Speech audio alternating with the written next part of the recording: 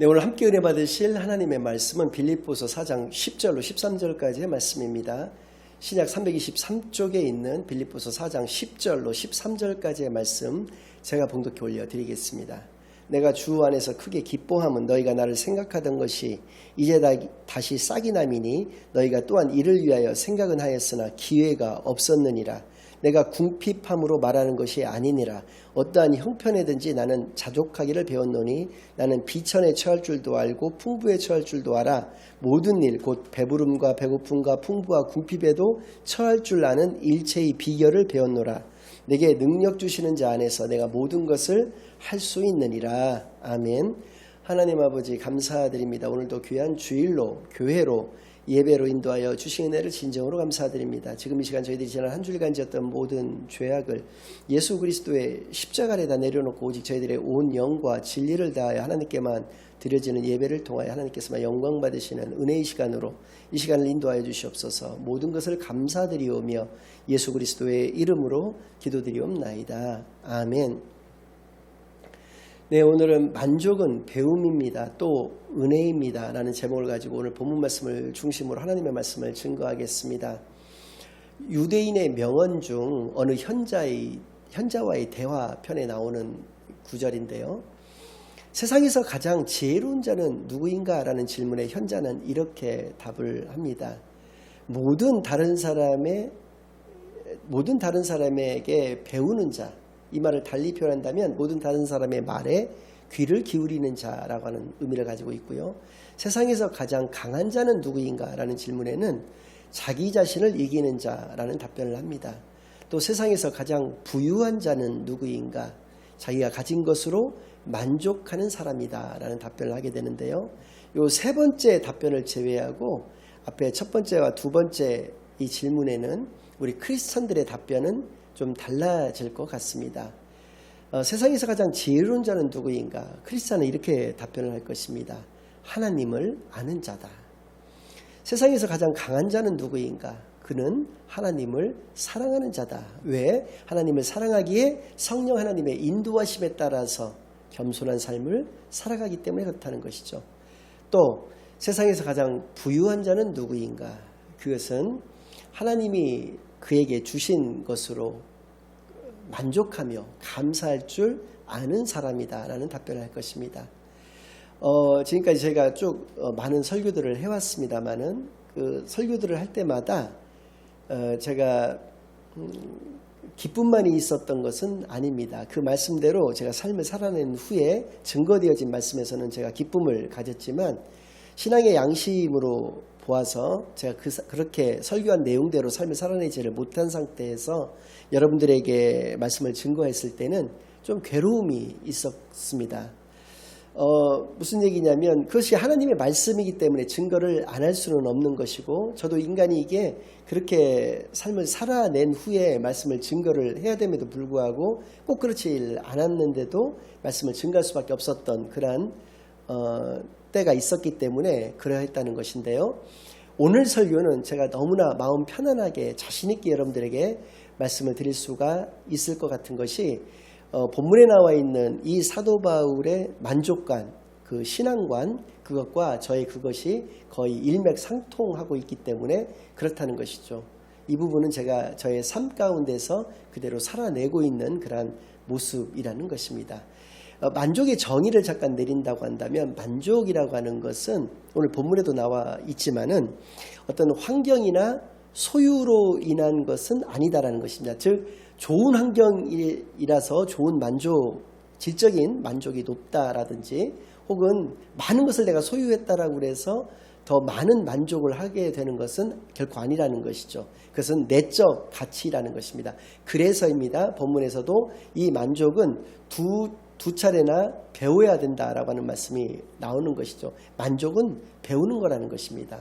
또 마지막 13절 말씀을 통해서 그 만족은 하나님이 우리에게 주시는 능력을 통해서 나타나지는 것이다 라는 것을 우리에게 말씀해 주십니다. 그러니까 하나님이 우리에게 주시는 능력이라는 것은 하나님의 은혜로 말미암아서 우리가 만족할 수가 있는 것이다 라는 것이죠. 그래서 오늘 본문 말씀을 중심으로 이것을 세 가지로 나누어서 말씀을 좀 드리고자 합니다. 우리가 만족이라는 것을 어떻게 배우는가라는 것이죠. 첫 번째는 11절 말씀인데요. 제가 다시 한번 읽고 말씀을 좀 드리겠습니다. 내가 궁핍함으로 말하는 것이 아니니라. 어떠한 형편에든지 나는 자족하기를 배웠노니 라고 말씀하고 있습니다. 여기서 가지고 있는 자족의 의미라는 것을 통해서 우리가 알 수 있는 건 뭐냐면 비교하지 않는다. 그 비교하지 않음을 통해서 우리가 만족을 배울 수 있다는 것을 알 수가 있습니다. 비교하는 사람의 특징이 무엇입니까? 그것은 업앤다운이 심하다는 것입니다. 남과 비교했을 때 내가 낫다라고 생각되어지는 면에 있어서는 내가 굉장히 우월감을 가지고 우쭐할 수가 있습니다. 업이 된다는 것이죠. 그러나 남과 나를 비교했을 때 내가 남보다 못한 부분이 있다라고 생각된다면 굉장히 절망하고 낙심할 수가 있게 된다는 것이죠. 이러한 업앤다운이 굉장히 대꼬북꼬라고 할 수 있죠. 이런 것들이 심하다라는 것을 특징으로 하고 있다는 것이죠. 동양사상 중에 안빈낙도라고 하는 말이 있는데요. 가난한 가운데에서도 가난한 상황 가운데서도 평안함을 느끼고 즐거움 가운데에서 도를 추구한다. 그런 의미를 가지고 있는 사자성어이자 단어입니다. 제가 굉장히 좋아하는 단어인데요. 자족의 의미라고 하는 것은 바로 이러하다는 것을 우리가 알 수 있는 것이죠. 제가 젊었을 때 아마데우스라고 하는 영화가 있었습니다. 모차르트의 가운데 이름입니다. 볼프강 아마데우스 모차르트에서 가운데자 이름을 따서 영화 제목을 삼았던 경우였는데요. 거기에 등장하는 안토니오 살리에리라고 하는 오스트리아 빈의 궁전 악장이 나오는데요. 그가 어느 날 오스트리아 짤츠부르크라고 하는 곳에서 빈이라고 하는 곳까지 순회 공연을 봤었던 모차르트라고 하는 청년을 보게 됩니다. 그리고 그 청년의 연주를 듣고 크게 감명을 받았고요. 그의 놀라운 천재성에 탐복하게 됩니다. 그도 이미 그 문화와 음악의 도시라고 하는 빈에서 궁전 악장을 맡았을 정도로 그 능력을 인정받았고 실제로 그는 베토벤이라든지 브람스라든지 이런 유명한 사람들의 스승이기도 했던 사람이었거든요. 그러니까 그도 굉장히 천재성이 있었음에도 불구하고 그가 보건대 모차르트는 더 했다는 것이죠. 그것을 통해서 이미 그는 모차르트가 되고 싶어 했던 그 궁전 악장의 자리에 있었음에도 불구하고 일평생을 모차르트가 죽은 다음에도 모차르트는 1756년에 태어나서 1791년에 죽었고요.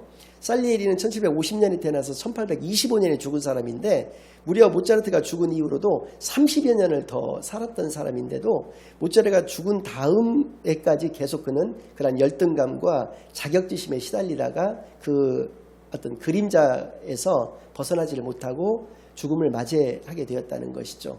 성경에도 똑같은 일이 있었습니다. 바로 사울왕과 다윗왕의 이야기인데요. 사울왕은 이스라엘의 초대 왕이 되었을 정도로 아주 뛰어난 신앙인이었고 뛰어난 용사였습니다. 그러나 어느 날 블레셋과의 전투에서 골리앗 장군이라는 사람에게 때문에 그렇게 그들이 밀리고 있었을 때 어린 목동 출신이었던 다윗이 정말 그야말로 혜성같이 나타나서 그 골리앗을 죽이고 싸움의 전세를 완전히 뒤바꾸는 그러한 일로 그리고 그 이후로도 계속 전투에서 승승장구하는 것으로 말미암아서 성으로 그들이 복귀를 했을 때 여인들이 사울이 죽인 자는 천천히요 다윗이 죽인 자는 만만이라고 하는 노랫소리를 듣게 됩니다. 그 소리 때문에 나중에 다윗이 자기의 사위가 되었음에도 불구하고 그를 죽이고자 그의 어떤 그 천재성 그것 때문에 그 열등감에 사로잡혀가지고 그를 죽이고자까지 하다가 결국에는 블레셋과의 전투에서 쓸쓸하게 최후를 맞이하게 되는 그런 운명을 가지게 되었다는 것이죠. 죽는 순간까지도 그는 그것에서 벗어나지를 못했다라는 것입니다. 여기서 알 수 있는 것이 무엇입니까? 비교는 불행을 낳는다는 것이죠. 만족은 행복을 낳는다라는 것을 우리로 하여금 알게 해 주십니다. 고린도후서 4장 18절 말씀 제가 잠깐 읽어드리겠습니다. 우리가 주목하는 것은 보이는 것이 아니요 보이지 않는 것이니 보이는 것은 잠깐이요 보이지 않는 것은 영원함이라 라고 했습니다. 자, 비교하는 자가 자는 무엇을 쳐다보냐면 옆을 쳐다보게 되는 것이죠. 그러나 우리 크리스찬들이 쳐다봐야 될 것은 바로 위라고 하는 것을 알 수가 있습니다. 위를 쳐다봐야 된다는 것이죠. 그러니까 비교하는 자들은 보이는 것을 쳐다보고 비교를 하게 되는 것이지만 우리는 보이지 않는 것을 볼 수 있어야 된다는 것입니다. 하나님 볼 수 없습니다. 사랑, 믿음, 소망, 의 이런 것은 우리가 볼 수 없다는 것입니다. 우리는 이러한 것들을 바라고 이러한 것들을 믿으며 살아가는 사람들이라는 것이죠. 그래서 우리는 우리가 주어진 것에 비교하지 않고 만족한 삶을 살아내야 되는 그러한 하나님의 자녀들이라는 것을 이 11절 말씀을 통해서 알 수 있게 하신다는 것이고요.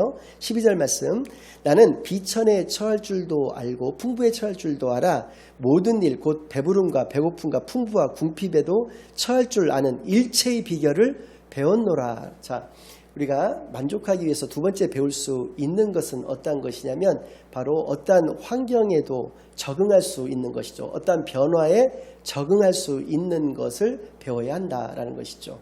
그것을 통해서 우리가 만족할 수 있다라는 것입니다. 이 어떠한 변화에도 적응할 수 있다는 것에서 두 가지 전제 조건이 있습니다. 그것은 받아들임과 비움이라는 것이죠.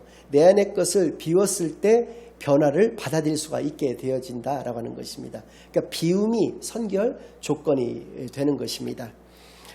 주연보다는 조연이 오래 간다라는 것 여러분들도 느끼실 것입니다. 수명도 그렇지만 작품의 수에 있어서도 비교할 수가 없습니다. 송혜 선생님이 계시죠. 현역 코미디언 시절에는 그렇게 주연으로서 빛을 부으셨던 분은 아닙니다. 당대의 기라성 같았던 구봉서 선생님, 이기동 선생님, 배삼룡 선생님, 서영준 선생님과 같은 분들의 서포트 역할을 주로 하셨던 조연이셨습니다. 그러나 오늘날에는 현역으로 전국 노래장이라고 하는 그러한 TV 인기 프로그램에서 MC를 맡아서 활동하고 계실 정도로 그렇게 오래 활동하고 계시는 것이죠. 그분은 자기의 주어진 것에 만족하실 수 있었던 분이라는 것이다. 즉 변화에 적응하셨던 분이셨다는 것을 반증한다는 것이죠. 또 탤런트 중에서는 이순재 선생님이라고 하시는 분이 계시는데요. 80이 훨씬 넘으셔서 90이 가까운 나이임에도 역시 연극이라든지 드라마에서 아직도 종횡무진 활약을 하고 계시는 분이십니다. 예능에까지도 나오셨던 분이신데요. 같이 활동하셨던 분들 중에서는 신성일 선생님이라든지 이런 분들이 계셨는데 그런 분들은 주연을 주로 맡으셨기 때문에 이순재 선생님 같은 경우는 그때 당시에도 조연을 주로 하셨는데 오늘날에는 아직도 이렇게 다작 활동을 왕성하게 하실 정도로 그렇게 조연이셨던 분들은 변화에 적응하실 수가 있었던 분들이다라는 것을 우리가 알 수 있습니다. 사도행전 이 12장의 이 말씀, 방금 전에 읽어드린 이 말씀도 사도 바울께서 어떠한 환경에서든지 적응하실 수가 있었던 그 일체의 비결을 배우셨던 그 모습을 통해서 만족의 삶을 살아내셨던 것을 우리로 하여금 알게 해주신다는 것이죠. 사무엘상 12장 23절 24절 말씀을 보면 사무엘이 자신이 예를 들어서 많이 늙고 병들고 또 자기의 자식들은 개망나니 짓을 하는 바람에 백성들이 거기서 어떤 실망을 느껴서 자신들에게 좀 안전적인 리더 역할을 할 수 있는 왕을 세워달라고 하는 요청을 합니다. 그러니까 백성의 지도자였던 신분에서 완전히 토사구팽을 당했던 것이죠. 우리가 버림받은 이 사무엘이 그런 백성들에게 원망하고 불평했느냐? 아니라는 것입니다. 방금 전에 말씀드렸던 그 구절에서 보면 백성들을 축복하는 장면이 나오고 있다는 것이죠. 역시 변화에 적응해서 만족의 그런 삶을 살아내셨던 사무엘의 모습을 우리가 볼 수가 있는 것입니다. 마지막으로 세 번째 13절 말씀인데요. 내게 능력 주시는 자 안에서 내가 모든 것을 할 수 있느니라 라는 말씀입니다. 이 말씀만 따로 떼어놓고 보면 내게 능력 주시는 자 안, 그러니까 하나님 안에서 그리스도 안에서 나는 모든 것을 할 수 있다 이렇게 해석할 수가 있습니다. 무슨 슈퍼맨과 같은 능력을 발휘할 수 있다 이렇게 해석할 수도 있는데 그것은 앞뒤 문맥을 살펴야 되는 성경의 기본적인 원리를 모르고 이야기를 하는 것이죠. 앞에서 말씀하셨던 것과 연관져서 얘기를 한다면 내가 만족의 삶을 살아갈 수 있는 것은 어떠한 형편에서든지 만족의 삶을 살아갈 수 있다는 것은 하나님이 주신 능력으로 가능하다라고 가능하다는 것으로 해석해야 된다는 것이죠. 하나님의 능력을 통해서 우리가 할 수 있는 것들이 무엇입니까? 첫 번째, 하나님의 말씀을 깨닫게 하여 주시고요. 두 번째, 하나님이 기뻐 받으시는 기도를 올려드릴 수가 있는 것이고요. 하나님께서 가장 기뻐하시는 전도의 능력을 가지게 되는 것을 의미한다라는 것이죠. 그러니까 우리가 하나님의 전신갑주를 입고 살아간다는 것, 그것이 바로 하나님의 능력 가운데서 살아가는 것이고, 그것이 바로 우리가 만족의 삶을 보장하는 어떤 부분이다라는 것이죠. 따라서 하나님의 능력이라는 것은 분명히 하나님의 선물인 것입니다. 즉 은혜인 것이라는 것이죠. 그러니까 하나님의 은혜로 우리가 만족할 수 있게 된다는 것을 우리로 하여금 알게 하여 주시는 것입니다. 자, 두 가지 배우는 것. 그것은 바로 비교하지 않는 것, 변화에 적응하는 것. 마지막으로 세 번째, 하나님의 은혜인 부분은 하나님의 능력 안에서 우리가 살아간다는 것. 이것을 통해서 우리는 만족의 삶을 살아갈 수 있다는 것을 알 수 있게 합니다. 이것을 깨달았던 닉 부이치치라고 하는 사람의 말씀을 끝으로 드리고자 하는데요. 그는 그의 삶의 관점이 완전히 달라졌습니다. 즉 중학교 때까지는 그는 사지가 하나도 없는 상태에서 태어났기 때문에 13번이나 자살을 시도했었던 사람입니다. 그러나 그가 복음을 깨닫고 복음 가운데서 살아갔을 때는 그에게 있어서는 세 가지 중요한 삶의 의미가 있게 됐는데요. 그것은 바로 가치 추구의 삶, 목적 추구의 삶, 바로 용기 있는 삶이었습니다. 가치 있는 삶을 살아간다라고 하는 것은 무엇을 의미하느냐? 그것은 어떤 일을 행하는 데 있어서 그것이 가치 있는 일인가 아닌가라고 하는 것을 그 기준으로 삼았다는 것입니다. 이 말은 무슨 얘기냐면 세상의 가치를 의미하는 것이 아니라 그리스도인으로서 이것이 가치 있는 일인가 아닌가라는 것을 그 기준으로 삼았다는 것이죠. 그래서 그리스도인으로서 가치가 있으면 그 일을 했지만 그렇지 않다라고 판단되었으면 그 다음부터는 그가 복음을 깨달은 이후부터는 그러한 것은 하지 않았다라는 것을 알 수 있게 하고요. 두 번째, 목적 있는 삶을 살아갔다라고 하는 것은 어떤 의미냐면 그에게 있어서 삶의 목적은 하나님의 나라와 하나님의 뜻이었습니다. 너희는 먼저 그의 나라와 그의 의를 구하라. 그래야만 이 모든 것을 내게 더하여 주시라는 마태복음 6장 33절의 말씀이 그의 삶의 모토가 되었던 것이죠. 그래서 어떤 일을 행하는 데 있어서 이것이 하나님의 나라와 하나님의 뜻을 이루는 일인가 아닌가가 그의 기준이 되었다는 것이죠. 마지막으로 세 번째, 용기 있는 삶을 살아간다는 것은 자신의 용기를 통해서 다른 사람이 용기를 가지게 하는 삶이 의미 있는 삶이다라고 하는 것을 그의 삶의 모토로 삼고 살아왔다는 것이죠. 자신이 그 복음을 깨달은 이후로 삶의 용기가 생겼던 것처럼 이 자신의 이 용기의 모습을 통해서 다른 사람에게도 용기를 전파하는 그러한 삶을 살고자 했다는 것이고 지금도 그렇게 하고 있습니다.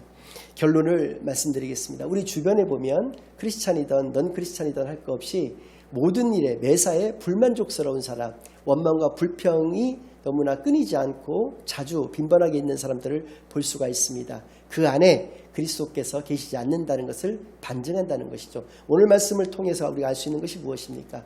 만족의 삶을 살아가는 자, 그는 그 안에 그리스도께서 항상 함께 하신다라고 하는 그러한 귀한 은혜의 삶을 살아가고 있다는 것을 우리로 하여금 알게 하여 주신다는 것이죠.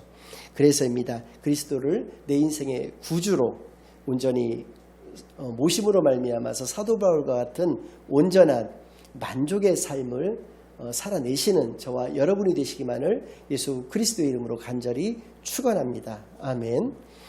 이제는 우리 주 예수 그리스도의 은혜와 아버지 하나님의 극진하신 사랑과 성령 하나님의 내주 인도 역사 교통하심이 무엇이 만족인지를 깨닫고 그 만족의 삶을 우리가 날마다 배워가며 또 하나님의 능력에 힘입어서 살아가기로 다짐하고 결심하고 돌아가는 모든 사랑하는 주의 자녀들과 그 가정 위에 이제로부터 영원까지 항상 함께 있을지어다. 아멘.